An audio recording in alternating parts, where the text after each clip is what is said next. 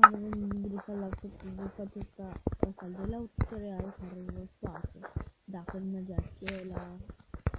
Am spus, dacă nu vin să vă luați acela cu Shadow Fight-ul, vă spun de acum, sunt la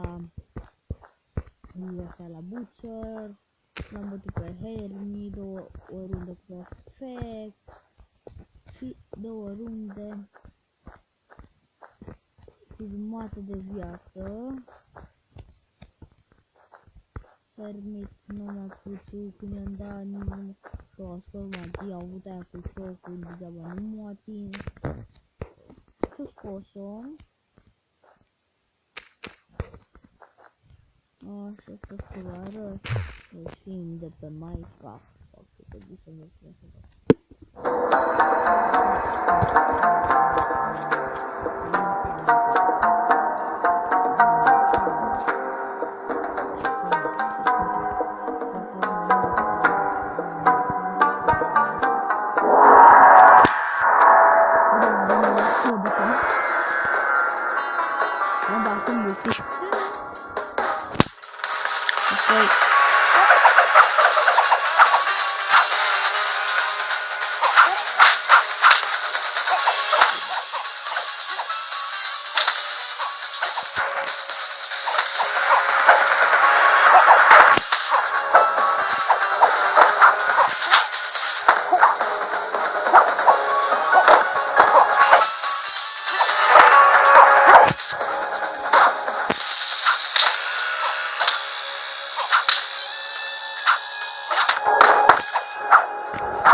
M-a bătut? Ah, chiar pe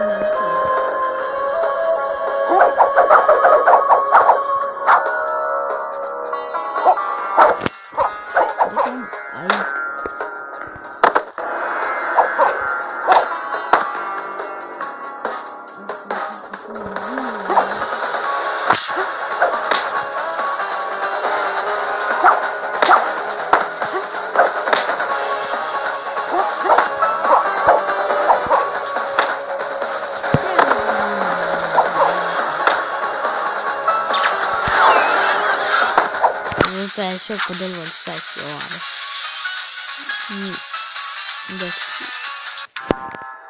Mi-a dat 0 bănuți, nu așa, nu l-am bătut deloc. V-am spus, sunt deja uitat la level 14. Vă rog, dați un like, subscribe, vă face tutorialul ăsta, face mai târziu sau mâine al gameplay. Vă rog, dați încă o dată, vă zic, dați like, subscribe sau share la prietenii dumneavoastră. Eu sunt Gribi, la revedere!